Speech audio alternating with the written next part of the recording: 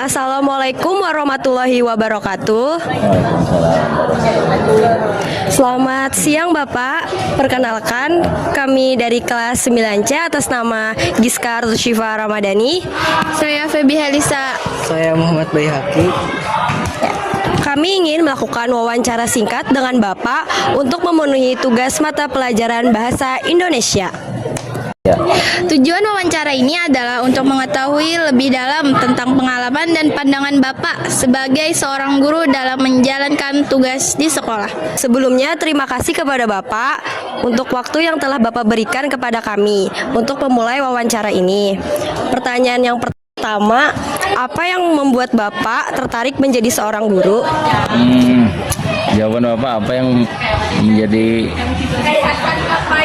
seorang guru itu menurut Bapak ya, daya tariknya itu memberikan ilmu atau pengalaman tentang beberapa mata pelajaran ya, tergantung gurunya masing-masing pendidikannya basicnya apa.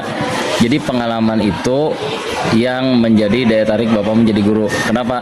Karena setiap pengamalan atau amal ilmu itu yang disalurkan kepada peserta didik atau kepada siswa itu akan bermanfaat bagi guru tersebut baik di dunia maupun di akhirat gitu. Jadi amalnya sampai ke akhirat gitu ya. Bagaimana pengalaman Bapak saat pertama kali mengajar? Pengalaman Bapak saat pertama kali mengajar mungkin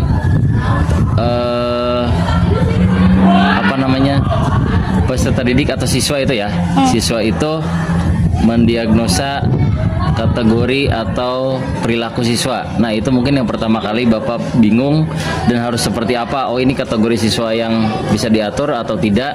Oh ini kategori siswa yang pintar atau tidak. Nah itu mungkin diagnosa awal yang apa yang harus dilakukan ketika pertama kali mengajar. Mungkin itu yang susah ketika pertama kali masuk mengajar. Menurut Bapak, apa tantangan terbesar dalam mendidik siswa saat ini? Nah, tantangan terbesar mungkin karena zaman sekarang sudah zaman digital, teknologi, ya. Jadi siswa itu serba sesuatunya serba instan. Dia maunya instan, mau cepat, ya, mau instan, mau cepat, tetapi tidak mau mengikuti proses atau prosedur. Jadi ketika ada sesuatu yang harus diselesaikan, dia maunya cepat. Jadi tantangannya itu ketika dia menjawab soal, dia maunya asal-asalan yang penting selesai. Nah, itu jadi tantangannya sebenarnya di situ. Karena sekarang era digitalisasi, jadi siswa itu cenderung pasif atau kurang dalam literasi membaca pengetahuan. Jadi ketika dia menjawab ada dasar, oh dari sini gitu. Itu yang harus dilakukan sebenarnya, cuman karena tantangannya zaman yang seperti ini mungkin itu yang terberat lah. Jadi siswa jawab asal-asalan, cepat selesai Pak, padahal jawabannya itu kemana-mana, bisa melenceng kemana. Itu mungkin yang bisa Bapak sampaikan. Apa pesan Bapak untuk para siswa agar terus semangat belajar dan meraih cita-cita? Oke. Kalau pesan Bapak untuk siswa, tolong kembalikan ke niat kalian. Niat kalian itu datang ke sekolah itu untuk apa? Menuntut ilmu, ya. Jadi kalau ketika menuntut ilmu, kita harus mengikuti aturan, prosedur atau tata tertib, ya. Jadi contoh aja, kita ketika mau sholat itu kan ada aturannya. Kita berwudu dulu supaya terbebas dari najis, terus gerakannya teratur seperti apa.